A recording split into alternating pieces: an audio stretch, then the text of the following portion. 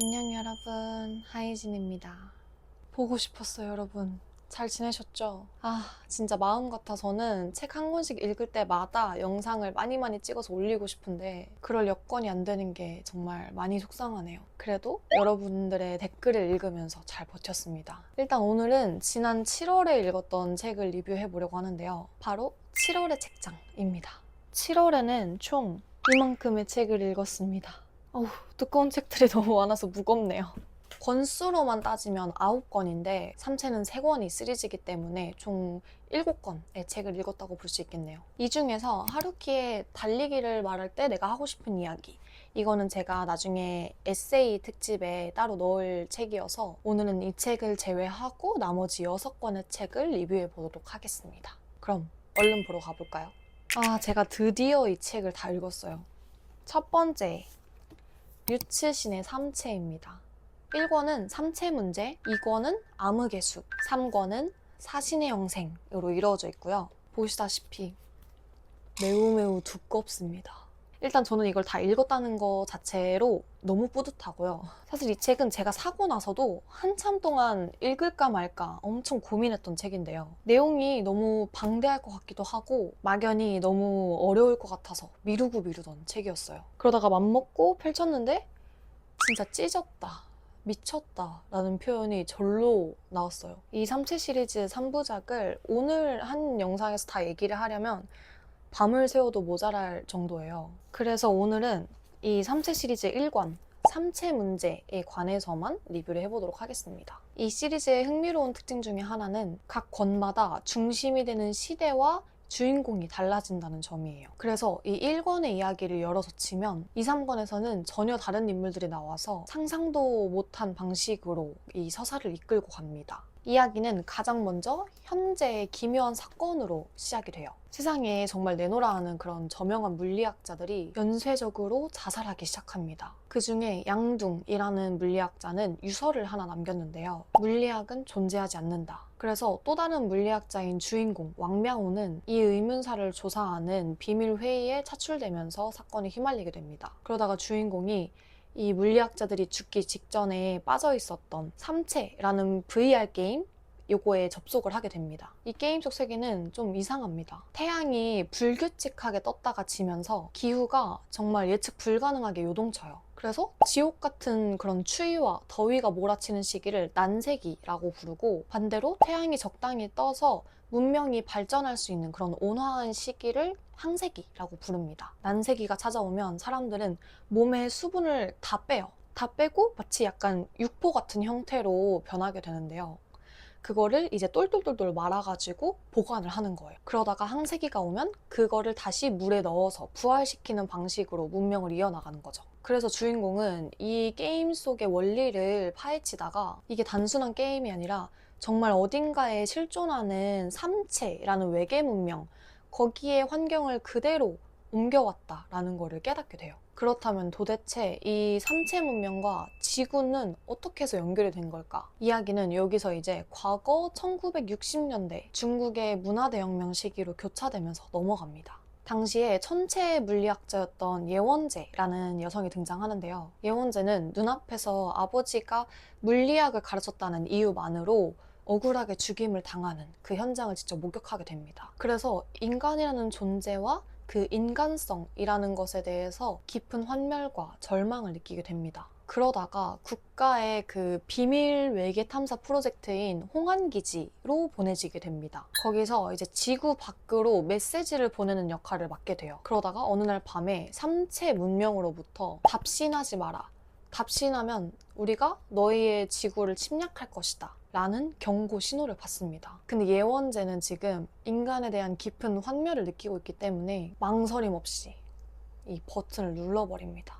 와서 이 세상을 구원해라. 인류는 이미 스스로 구원할 능력을 잃었다. 그래서 이렇게 현재 연쇄 자살 사건과 과거의 한 여인의 그 절망적인 선택이 교차하면서 지구와 3채 문명의 운명이 아주 거대하게 얽히기 시작합니다.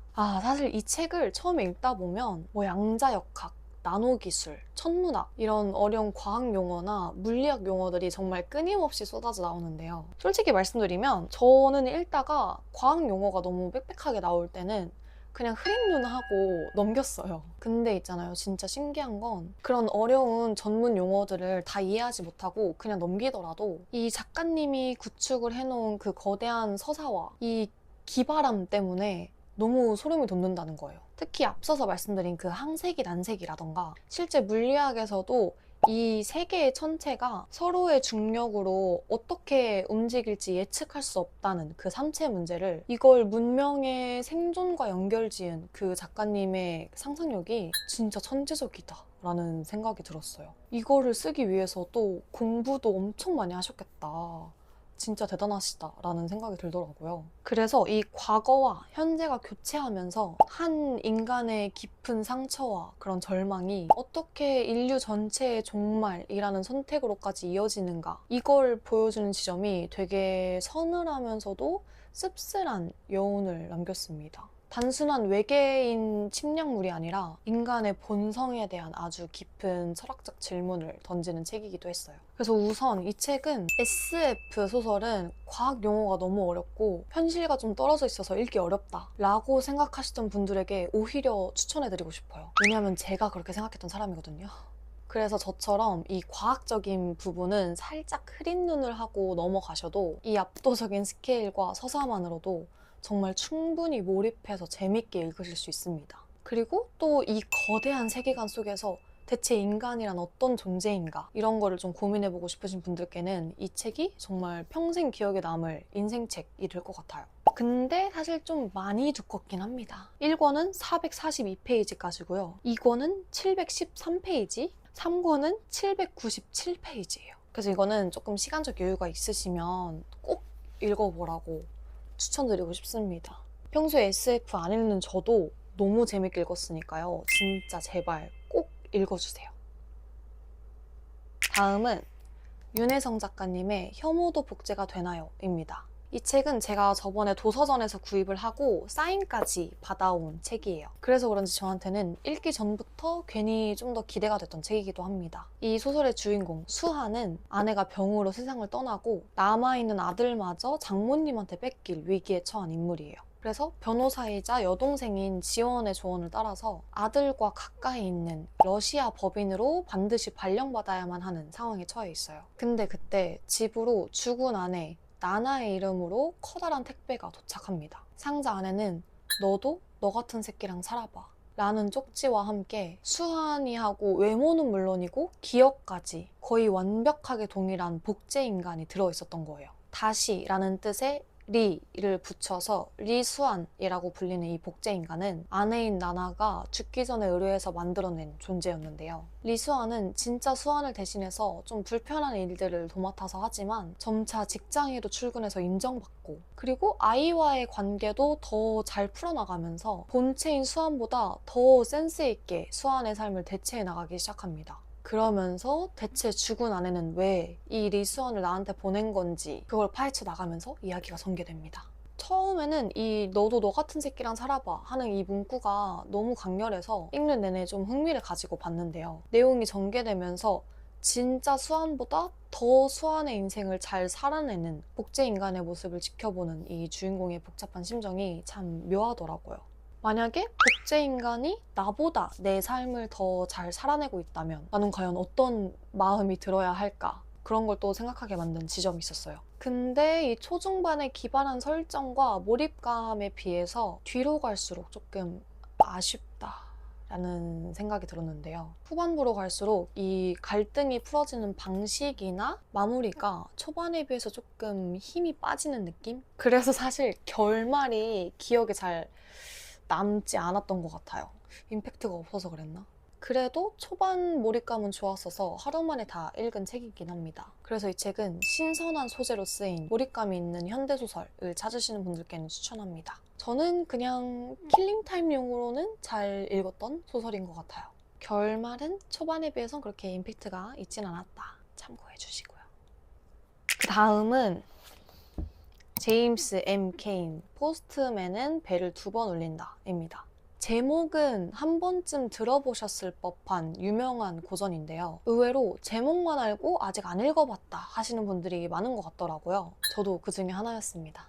분량도 굉장히 얇아서 마음만 먹으면 한두 시간 안에도 후루룩 읽어버릴 수 있는 고전이에요. 이야기의 배경은 1930년대 미국의 대공황 시절입니다. 주인공인 프랭크는 이곳저곳을 방황하는 그런 떠돌이 같은 인생을 살고 있었어요. 그러다가 간이 식당 겸 주유소에 잠깐 들르게 됩니다. 그리고 그곳에서 젊고 아름다운 식당 주인의 아내 코라를 만나게 되는데요. 프랭크는 코라에게 첫눈에 아주 강렬하게 끌리게 되고, 코라 역시 이 나이 많은 남편과의 그런 지루한 삶에 지쳐 있었던 터라 두 사람은 순식간에 위험한 관계에 빠져들게 됩니다. 그러다가 두 사람은 아주 위험한 생각을 하나 하게 되는데요. 바로 남편을 없애고 둘이서의 삶을 살자 라는 거였어요. 그래서 두 사람이 남편을 살해하기 위한 계획을 세우면서 이야기가 전개가 됩니다. 제가 이 책을 읽으면서 가장 크게 느꼈던 분위기는 긴박한 스릴러라기보다는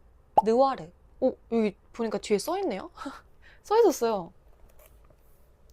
느와르 소설의 창시자래요. 그럼 제가 느낀 게 맞네요. 아무튼 그 옛날 배우들이 나오는 그 흑백 영화 그런 느낌이 나더라고요. 그러고 나서 찾아보니까 이미 영화가 2차례나 된 소설이더라고요. 영화의 스티커를 보니까 제가 느꼈던 소설의 분위기랑 너무나 흡사해서 좀 신기했어요. 그 어둡고 눅눅한 분위기, 건조하면서도 너무나 관능적인 그런 인물들의 대사, 그리고 좀 읽는 내내 어디선가 담배 냄새가 나는 듯한 그런 책이었어요. 그리고 제가 이 작가님에 대해서는 잘 모르지만 문장이 굉장히 군더더기 없이 깔끔했고 사건을 굉장히 빠르게 전개시키는데 그 특유의 하드보일드 문학이 주는 그 몰입감이 정말 대단했습니다.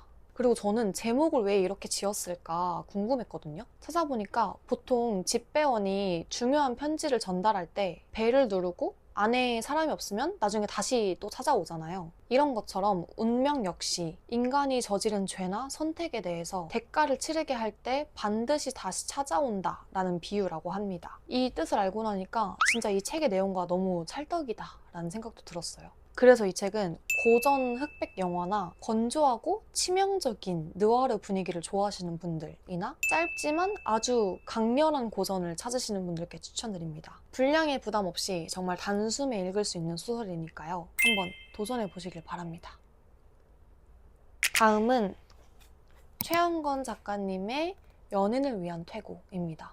이 책은 저를 조금 힘들게 했던 책이에요. 왜냐면 다 읽고 나서도 뭔 내용인지 이해를 하나도 못했거든요. 그래서 길게 설명을 해드리거나 이런 깊은 분석을 해드릴 수는 없을 것 같습니다. 그래도 어느 정도 큰 내용을 말씀드리자면 이 책은 3개의 단편이 엮어진 연작소설인데요. 주인공이 모두 1인칭인 나로 나옵니다. 근데 이 나라는 인물은 어떤 장면에서는 나무였다가 괴물이었다가 또 늙은 노파였다가 이런 식으로 계속해서 모습이 바뀌어요. 그래서 진짜 나가 무엇일까 이거를 생각하게 만드는데요. 알고 보니까 제목인 이 연인을 위한 퇴고에서 이 연인은 다름 아닌 나 자신을 뜻하는 거라고 합니다. 평소에 저는 이 사건 중심으로 이어지는 소설을 좋아하는 편인데요. 이 책은 그런 친절한 줄거리가 없어요. 분명 눈으로는 열심히 읽어 내려가고는 있는데 사건보다는 그냥 의식의 흐름대로 흘러가거나 낮잠 잘 때 땀 흠뻑 흘리면서 꾸는 꿈 있잖아요. 그런 이미지를 그냥 이어붙여 놓은 듯한 느낌이더라고요. 그래서 되게 몽환적인 느낌을 받았어요. 근데 또 제가 하루키를 좋아하잖아요, 여러분? 하루키 책도 사실 다 읽고 나면 뭔 내용이었지? 하고 그런 세세한 줄거리는 기억이 안 나고 그 몽환적인 꿈꾸는 듯한 분위기가 남거든요. 근데 또 이 책은 그런 거랑은 좀 다른 느낌이었어요. 하루키는 그래도 갑자기 누가 어느 날 사라져가지고 그 사람을 찾으러 다닌다던가 이런 큰 줄거리는 있거든요. 근데 이 책은 진짜 그냥 꿈꾸는 기분이에요. 그래서 저는 책을 읽는 내내 이게 대체 무슨 상황일까 하면서 문장 속에서 이제 길을 잃고 다녔어요. 그래서 저한테는 조금 난해하고 어려운 책이었습니다. 그래서 이 책은 명확한 사건 전개와 개연성이 중요하다 하시는 분들께는 추천드리지 않겠습니다. 그치만 반대로 시라든지 몽환적인 꿈속을 헤매는 듯한 그런 글을 좋아하시거나 조금은 실험적인 문학을 즐기고 싶은 분들께는 매력적인 작품이 될 것 같네요. 한번 도전해 보시겠습니까? 이 책을 재밌게 읽으신 분이 계시다면 꼭 댓글로 이 책이 내포하는 의미는 무엇인지 알려주시길 바랍니다. 다음은 김혜란 작가님의 달려라 아비입니다.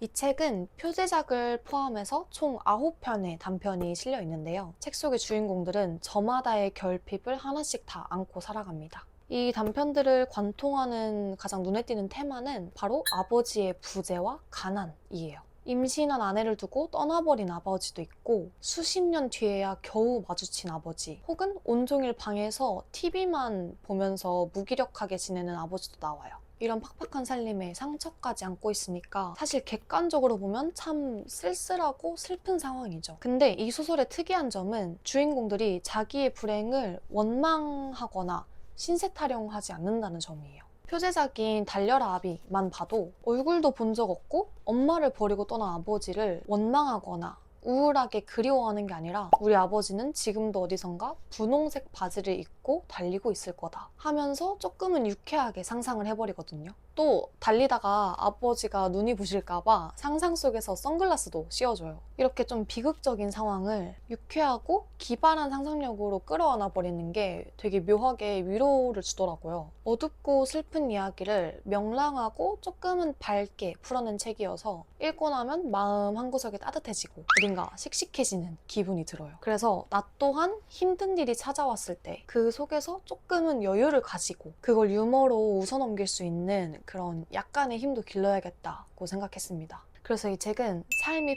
퍽퍽해서 여유가 없으시거나 진부한 위로 대신에 슬픔을 기분 좋게 넘겨버리는 그런 건강한 에너지를 얻고 싶으신 분들께 꼭 추천해드리고 싶습니다. 여러분도 한번 읽어보시고 제가 얻었던 힘과 같은 힘을 얻어가셨으면 좋겠어요. 꼭 읽어보시길 바랍니다.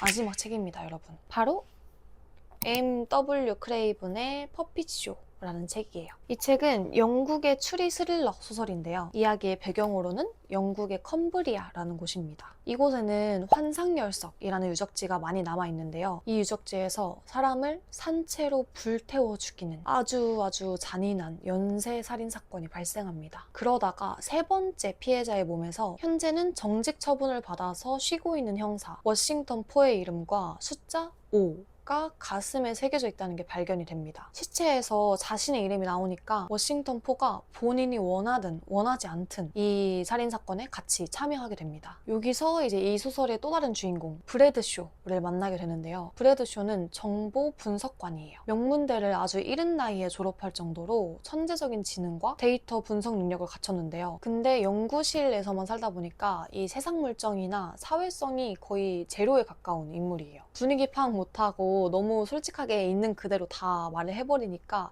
주변 사람들을 당황시키게 만드는 아주 좀 순수한 인물입니다. 반면에 포 형사는 이제 온갖 범죄 현장을 다 굴러다니다 보니까 직감과 그런 행동이 먼저 나가는 아주 거친 베테랑 형사인데 완전히 극과 극인 이 두 사람이 한 팀이 되어서 사건을 해결해 나가는데 이 두 사람의 티키타카가 잘 어울려서 전 좋았습니다. 그리고 왠지 모르게 좀 설레기도 했고요. 어쨌든 이 두 사람은 범인이 남긴 그런 미세한 흔적과 치밀한 정황 증거들을 추적해 나가는데 그 과정에서 드러난 진실은 단순히 미친 살인마의 광기라기보다는 사회 뒤편에 숨겨져 있던 아주 깊은 썩은 악, 오랜 기간 묻혀있던 그런 비극적인 사연들이 하나둘씩 꺼내지기 시작합니다. 전개도 빠르고 주인공들이 일을 좀 시원시원하게 한다고 해야 될까요? 그래서 저도 밤에 읽다가 좀만 더 읽자. 아니야 좀만 더 읽자. 여기까지만 읽자 하다 보니까 이제 새벽 2, 3시까지 읽어 내려갔던 책이에요. 이 책의 마지막 장을 딱 덮으면서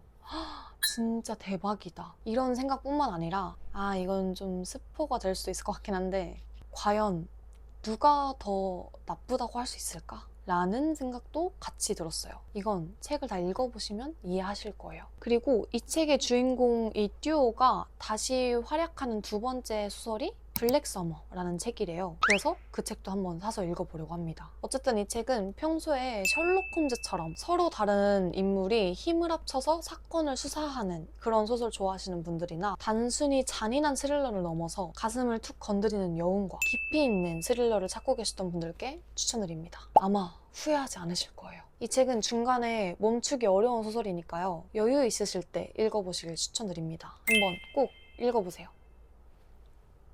네, 오늘 이렇게 7월의 책장에 담긴 이야기들을 모두 나눠봤는데요. 돌아보면 7월은 날씨가 진짜 너무 여름이었잖아요. 그래서 더 지치기 쉬운 달이었던 것 같아요. 그래도 요즘은 좀 선선해져가지고 책 읽기 딱 좋은 온도가 된 것 같습니다. 8월에도 책과 더 친해지시는 달이 되길 바랍니다. 오늘 제가 소개해드린 책들 중에서 여러분의 읽을 욕구를 뿜뿜하게 만들어준 책이 있다면 고민하지 마시고 바로 읽어보시길 바래요. 그리고 제가 다음 주에는 영상을 올리기가 조금 어려울 것 같아서 마지막 주에 다시 돌아올 수 있을 것 같습니다. 저 잊지 않고 기다려주실 거죠? 아무튼 저는 다음에도 재밌고 더 따뜻한 책 이야기들을 가득 안고 돌아올 테니까요. 그때 다시 만나는 걸로 합시다. 제 영상 기다려주신 분들 너무너무 감사드립니다. 그럼 오늘도 함께 해주셔서 감사드려요. 일다 또 만나요. 안녕.